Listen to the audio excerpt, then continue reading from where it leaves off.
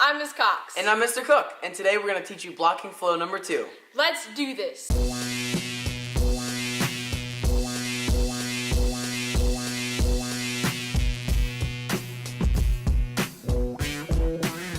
In blocking flow number 2, athletes will learn how to do a parrying technique, powerful punches, high blocks, front kicks to the shin, the scoop,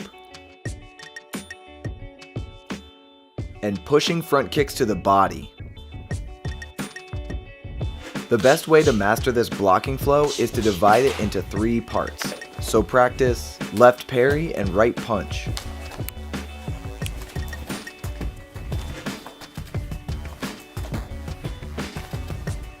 Right high block and right front kick to shin.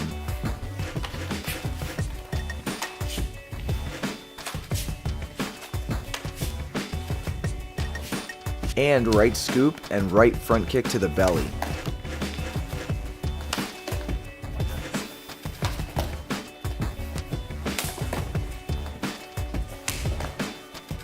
Put these combos all together to create a mini fight scene with all 6 techniques.